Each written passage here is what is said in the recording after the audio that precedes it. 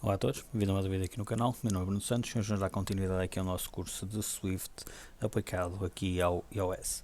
No caso, hoje vamos trabalhar aqui com a parte dos sets. Basicamente o set é algo que é muito semelhante a um array, é algo que nos vai dar aqui um mesmo conjunto de elementos. Então vamos colocar até aqui este var idades e vamos colocar aqui um array com algumas idades, ou até podemos colocar aqui, por exemplo, array números. E vamos colocar aqui, por exemplo, 1, 2, 3, 4, 4 e 5. Vamos colocar aqui todas estas informações. E o nosso objetivo agora é passarmos isto para um set. Ou seja, basicamente eu vou criar aqui um outro chamado números set, em que vou pura e simplesmente converter o array de números que eu tinha anteriormente num set. Isto vai nos dar aqui algumas diferenças. Reparem, quando eu executo aqui este código, automaticamente informa-me que o meu primeiro array tem 7 elementos e que o meu set tem apenas 5 elementos. Isto tem a ver com o seguinte: no caso nós estamos a trabalhar aqui com a parte do set, nós temos aqui a possibilidade de replicar o mesmo conteúdo que nós temos em cima, mas sem os valores repetidos. Ou seja, o set pura e simplesmente não me permite eu verificar se existem ou quais são os números repetidos. O que me permite é ter aqui apenas números únicos. Para além disso, tem aqui uma outra característica. Se eu executar novamente, reparem que ele dá-me aqui uma ordem completamente diferente. Isto porquê? Porque também os sets não nos permitem. Temos aqui uma ordenação, ou seja, quando nós colocamos e criamos aqui elementos dentro de um set, nós pura e simplesmente temos aqui apenas a informação de os elementos não repetidos que existem dentro de um array.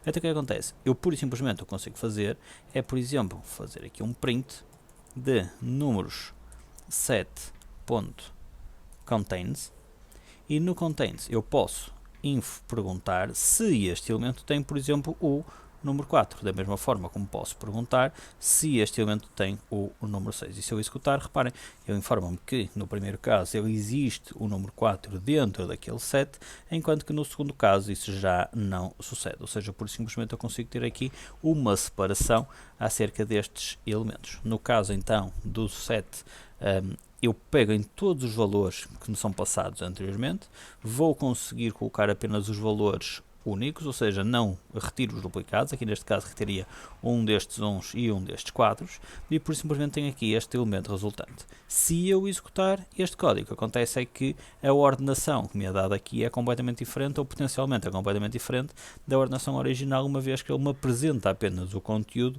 sem olhar para a ordem daqueles elementos. Ok? Ou seja, os sets é algo que, a nível de performance, é muito melhor do que um array, precisamente por causa desta questão, e serve-nos para nós fazermos aqui, essencialmente, validação em termos de elementos que existem dentro de um array. Outro elemento que nós vamos querer utilizar aqui são os dicionários. Os dicionários basicamente permitem-nos fazer o seguinte. Por exemplo, vamos imaginar que eu faço aqui o seguinte. Eu vou colocar aqui let pessoas e vou informar que dentro deste pessoas eu quero colocar aqui um array. Mas eu quero colocar aqui um array com, por exemplo, o nome e a idade de um conjunto de pessoas. Então o que acontece? Eu, para colocar aqui esta informação, eu necessito de colocar isto num formato que me vai permitir associar o string nome ao meu inteiro idade. Então o que acontece? Eu, pura e simplesmente, o que posso fazer é informar que o meu array não vai ser 0 indexado, mas vai ser indexado por uma string com depois um valor. Então reparem, se eu colocar algo desta forma, eu pura e simplesmente estou a dizer que este meu array é um array que vai ser trabalhado no formato string int. Então desta forma eu consigo puxar a informação utilizando aqui estes elementos. Aqui este string não tem aspas, aqui é só string int, porque eu estou a informar só aqui os valores. Aqui a string é que tem que ser colocada entre aspas. Se eu colocar aqui desta forma, reparem, ele informa que tem aqui um elemento, o elemento da posição marco seria então aqui o valor 10. Se eu chegar aqui e der um enter, vamos colocar aqui, por exemplo, neste formato, vamos colocar aqui, por exemplo, a Maria com 24, vou colocar ainda aqui, por exemplo, a Filipa com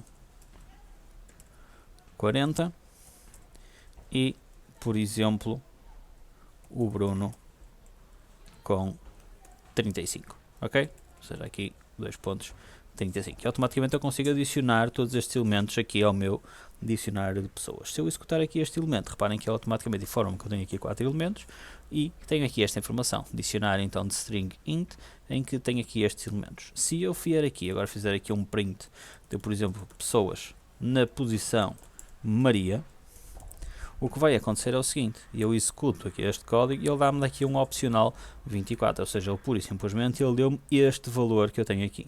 O que acontece? Ele dá-me aqui isto como sendo um opcional. E um opcional porquê? Porque pura e simplesmente eu posso chegar aqui e em vez de colocar aqui Maria, vou colocar Mariana. Então o que acontece? Eu pura e simplesmente tenho aqui um valor nil, ou seja, pura e simplesmente eu não consigo receber este elemento, ou potencialmente terei aqui um elemento que não terá uma correspondência a nível de valor numérico aqui, face à string que eu lhe passo.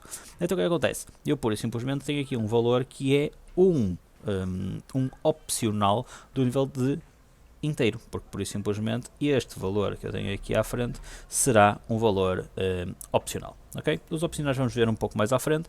Quero ainda verificar aqui uma outra situação, que é, eu posso, por exemplo, chegar aqui e dizer que quero que o pessoas na posição, por exemplo, Joana, seja igual, por exemplo, a 30. E automaticamente o que é que vai acontecer? O meu array de pessoas, ou neste caso o meu dicionário de pessoas, até vou escrever aqui desta forma, tinha 4 elementos.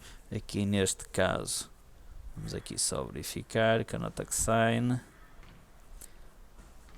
Aqui, lá está, porque aqui colocamos aqui como sendo o let, neste caso temos que colocar aqui como sendo um var, porque senão não conseguimos associar aqui novos valores.